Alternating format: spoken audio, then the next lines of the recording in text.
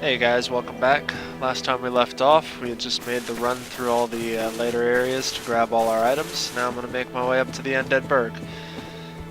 I like to use my weapon as a two-handed weapon up here because these guys are fairly easy to dodge.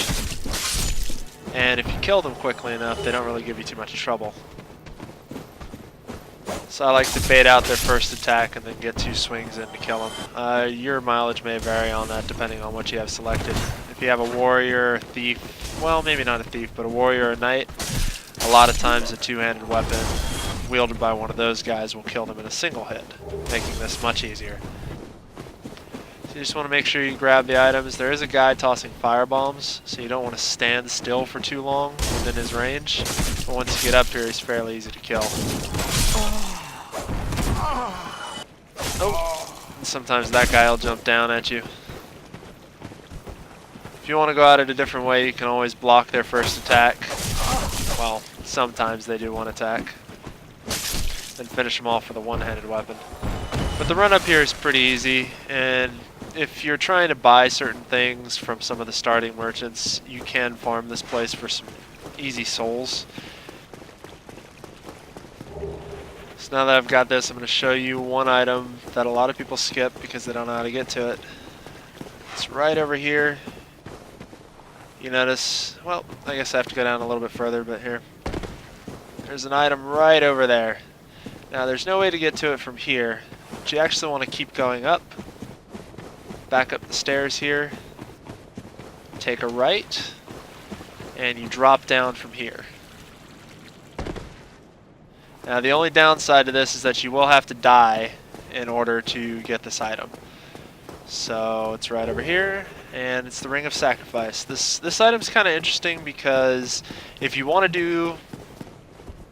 No, I guess you don't have to die. But I've died before, so you can just jump across like that. The Ring of Sacrifice is nice because if you want to do things like make a soul run, or well, an item run in a place where you know there's a lot of guys that can kill you, and you don't want to risk your souls or anything, or if you're making a particularly tough run through a later area of the game, you can throw on that Ring of Sacrifice, and if you happen to die in a very bad spot, you'll take all your souls and your humanity with you to your new life, so it's very helpful. So now we're making our way up to the Undead Burg. This place is pretty much one of the earliest areas in the game. It's populated very heavily by these skeletons right here. One of the first things you want to do is just break these barrels. A little run for a bunch of items you wouldn't otherwise grab if you just kept running forward. Kill the hollow here, and then pop up into this building. There's a few items right here. And now you just have to make your way through to get back up to the top. There's going to be some hollows hanging over here. Just want to make sure you don't run by them because they'll come up behind you and they can't kill you. They hit pretty hard. So I'm going to go ahead and pop a flask here because I'm a little low.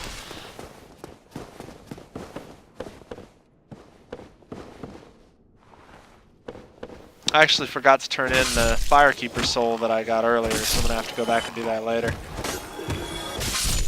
Just want to make sure you don't bypass these hollows here. There was 4 total.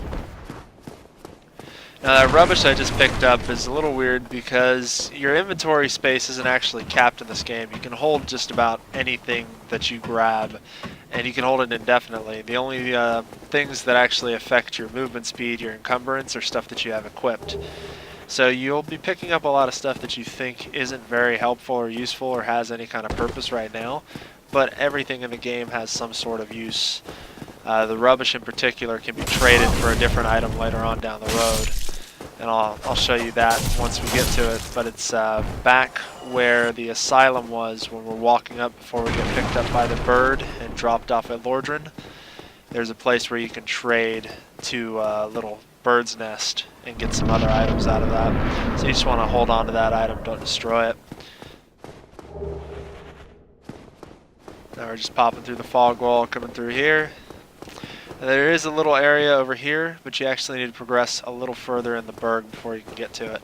So you're just going to come up the stairs, wait for the Drake to pass. There is a place just a bit further where you can get the Drake sword from that guy, and I'll go ahead and show you how to do that when we get there. It takes a bow and and about 50 arrows to do.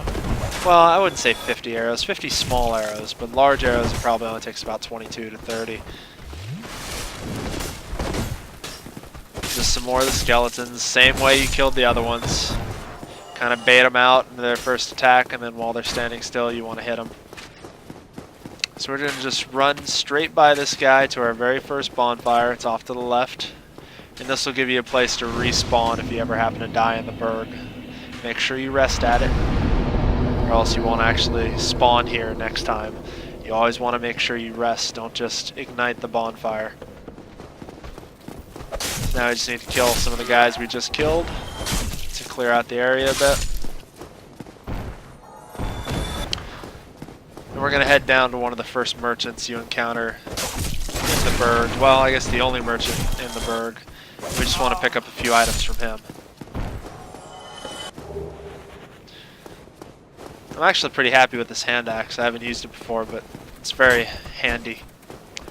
It uses a bit of stamina, but actually, you know what? I'm going to try out the fireball for the first time.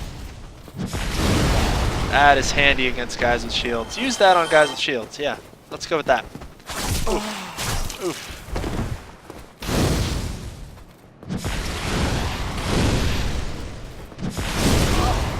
Ow, he almost got me there. Alright, so once you clear out those two guys, notice all these crates here. You're going to want to go ahead and break these and head down. There is a hollow off to the right here, just behind these bookshelves. Just let him break through it and kill him while he's vulnerable from his swing. Oh, cool, battle axe. Let me throw that on. Never used one of those.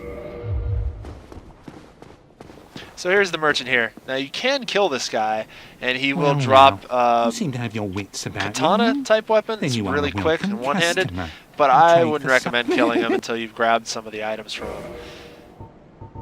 Some of the ones that you want to focus on here, the resonance key, definitely want to grab that as soon as possible, and the bottomless box and repair boxes are two things that you're going to want to grab. So all in all, about 5,000 souls at least is going to take you before you can, if you want to kill this guy, The other thing I would recommend getting is the short bow if you didn't get a drop earlier. And probably that's about it. And any of the other weapons if you feel like having them. Thank you. But you definitely want to buy the resonance key, the bottomless box, and the repair box later on down the road. So we're going to just continue on. Actually, there's one other thing down there I missed. So we're going to just backtrack real quick. If you go further past the guy that was hiding behind the bookshelves, we can get over to that secret area, well, the hidden area that I was talking about earlier. Just come through here. There's a couple hollows here. Oh wow, this weapon's much slower. Hits a lot harder though. Just clear out these hollows. Let them take their swings. Oh. There we go. Just climb up the ladder here. There's going to be some throwing knives at the top, if I remember correctly. But the real thing that you want to do is you want to sprint off the side here and jump. So right there, just line up with that door, sprint, and jump. You can do that by holding down the B key, well, the B button, and then right before you get to the edge, press the B button again, and that'll jump. You have to be sprinting before you actually hit the B button again, or you won't jump, you'll just roll. So that gets you the light crossbow and the standard bolts. I don't like crossbows all that much. It's just personal preference for me. I prefer short bows, or bows in general. And you're just going to have to jump back down. Watch out for the hollows here, because they'll hit you from behind if you're not careful. Just clear them out if you're bothered by them chasing you. Doorways are a good place to funnel them in because they can't pass guys as they're going through their death animation. Makes it easy to line up that next kill. So just going to run back. A little bit of backtracking here. And we're going to make our way forward. Actually, if you have the master key, you can open this up. Another reason why the master key is very handy. Gets you a little upgraded shield, the wooden shield. And I'm going to go ahead and throw that on now. Shields are a little weird. If you go into them by pressing X and look at the damage reduction stat in the center of the screen, you have physical, magic, fire, lightning. Those are percentages, so the number beside them is actually the percentage of damage that they reduce. You notice physical is only 65%, so if you block while using this shield that I have, this cracked round shield, you'll only block 65% of the damage and you'll still take some damage through it. So we're just going to go ahead and switch to a shield that has a little bit higher. Notice the spider shield has a little bit more, 100%, but it's lower magic, you know. Definitely not bad. The last stat that I'm going to talk about is the stability stat. And that stat, oh man, I actually believe that that affects whether or not you're staggered by taking heavy attacks, but I'm not certain. I'm going to have to look that one up. I'll probably come back around to that later. But heavier shields usually have higher stability. It may also, I think what it actually means is how much endurance you're going to be losing by blocking with that shield. I think that's accurate. Just clear out these guys and continue on. There's a little chest over in this area. You can hit this little, there's a skeleton right behind here. You can hit him by swinging through this. And then you don't have to worry about him just kind of, well, he has a tendency of hitting you as you come around the corner before he's come up on the camera. So if you do it that way, you may have a little bit more of a shot at killing him without him getting a cheap shot on you. Let me just come up these stairs here. There's a big group here, and these guys have given me trouble in the past. It's good to bait out their first attack by running forward and then turning and running back, just leaving them swinging at air, and then come in and kill the first two guys. That third guy is going to stand back and throw fire bombs. So if you didn't have the residence key, you could use the master key to open this door. It's not locked unless unless you don't have the master key. That just gives you this weapon or this item here. Gold pine resin. It's a very handy item to use early on, especially for harder guys, because it imbues your weapons with lightning damage, which is an upgrade path later on down the road. I'm just coming up here to clear these guys out for the items that are sitting up here.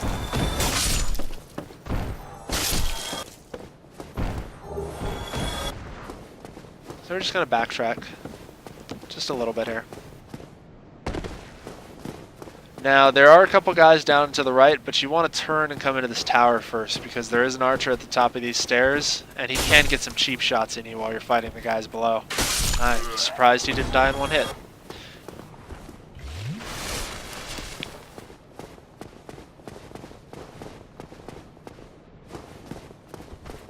So now we got some more guys with shields. It's pretty much the same strategy. Just bait them out, hit them as they're swinging.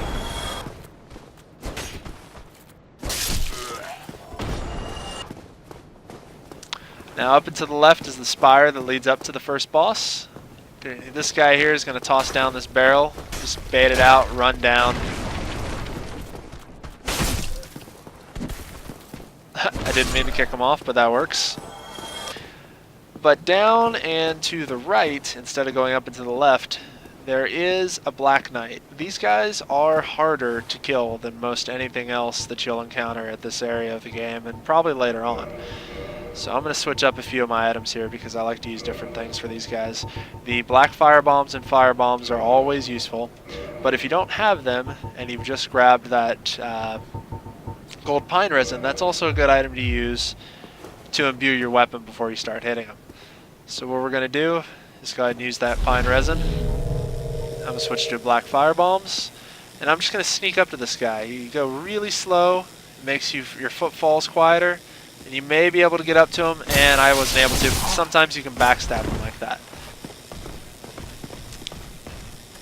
So with these guys, I like to get them to swing and then toss a firebomb at them. Oh! Well, maybe not.